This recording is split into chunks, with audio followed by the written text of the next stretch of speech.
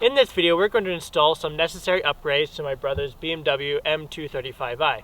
We're going to be doing some coding with BimmerCode with this little adapter we bought off Amazon, as well as installing some meerkats we found online. Please subscribe to our channel as it helps us out more than you can imagine, and most of all, enjoy the video. My name is Ethan, this is my brother Joshua, and welcome to Car Creations.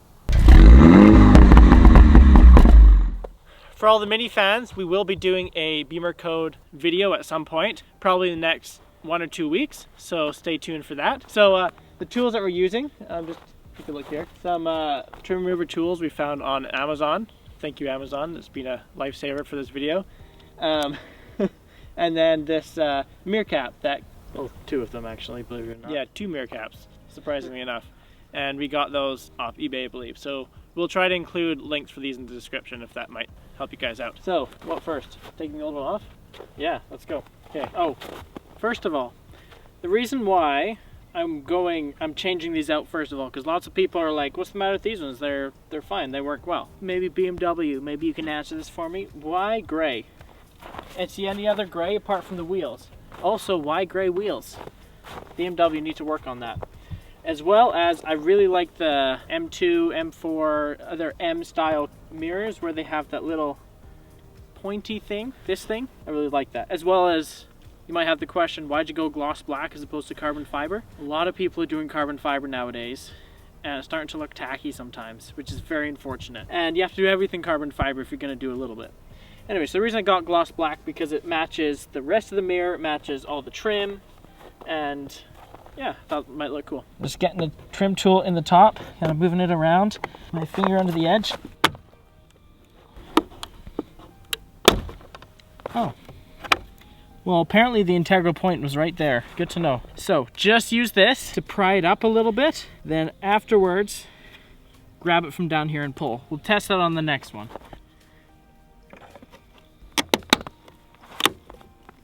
Ooh, and that's that. Well, that was quick. Yeah, just pops right on the front. Get it under the top.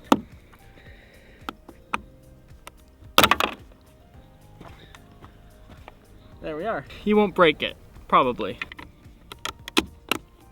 The main reason I got these ones was because probably a good 200 of them had been sold and they all got good reviews, so fitment is on par. Like, I can't feel any spots where they're out. They look good too. Wow, I really like it. B-roll, anyone?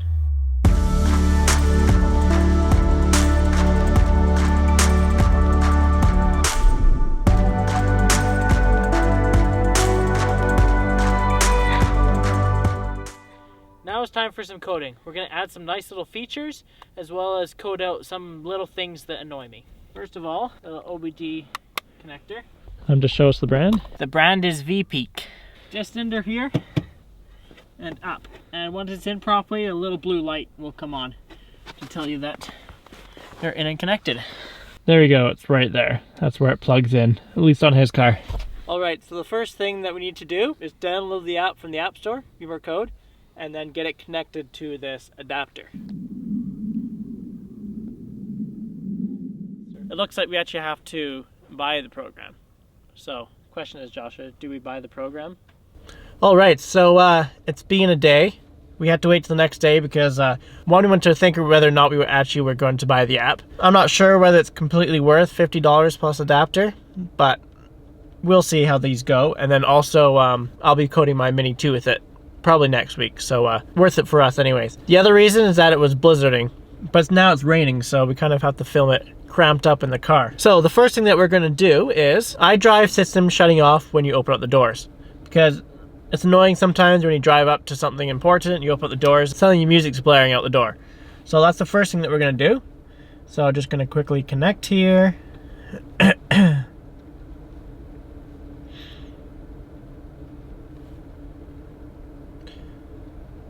Alright, so the first thing that we're going to do to enable this is go to Front Electronic Module. So it's actually super easy. It says right here under Audio, shut off iDrive system when driver's door is opened, not active. So we just set that to active and then go out. While we're in here, we're also going to look at changing the US side markers. So these are the yellow lights that are beside the angel eyes in the front. And in the US, they're automatically yellow. So we're just going to turn that off. So what we're going to do is change it so it mirrors what the turn signals do. So it only comes on when you're using the turn signals. One thing a lot of people do while they're in this area, they set convenient closing. So when they turn off the car, the mirrors automatically fold in.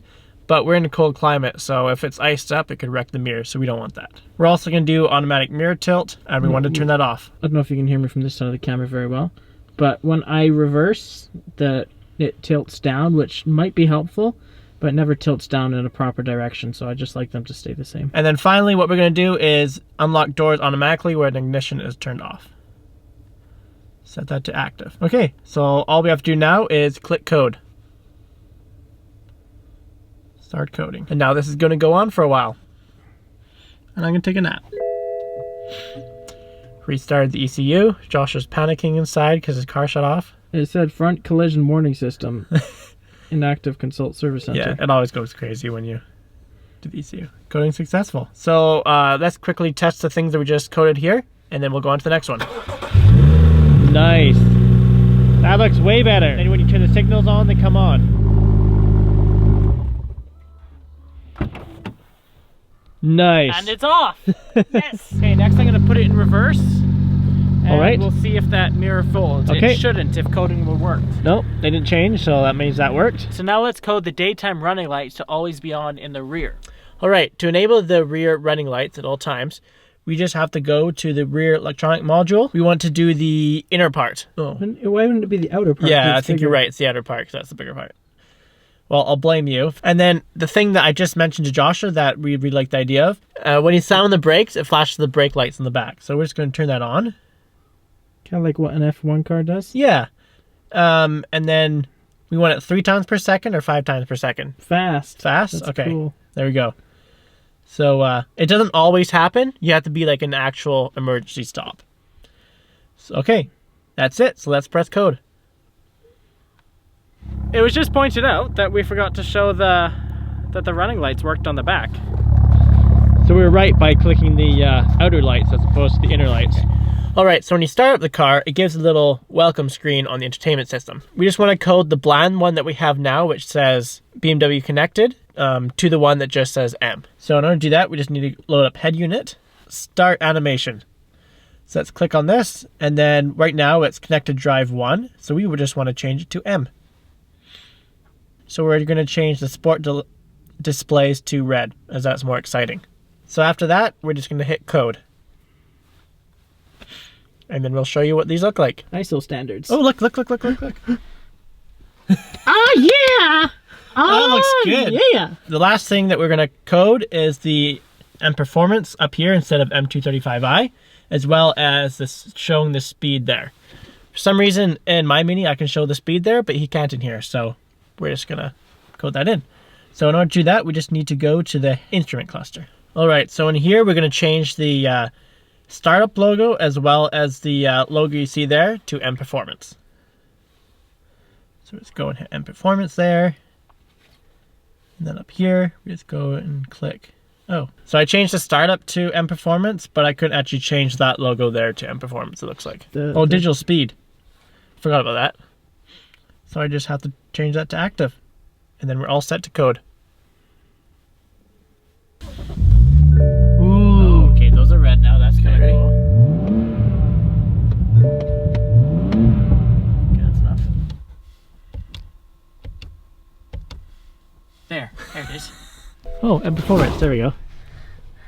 There, nice, that looks good. This is a lot more posh, elegant. Elegant, yeah. Elegant would be the word I would use. A lot more elegant. I like it. So that's the video. We hope you enjoyed it. If you have any questions or anything that you want us to show you how to code, let us know.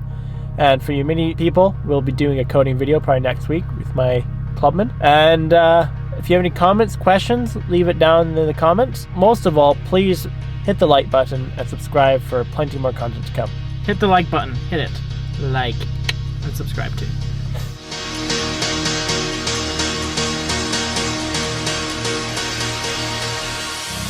Oh, and I don't even know if there's going to be in the video. Probably not. Probably not. Just go ahead. Go ahead. So in case you're wondering for continuity reasons, yes, I did trim my beard. First part. He thought people would notice.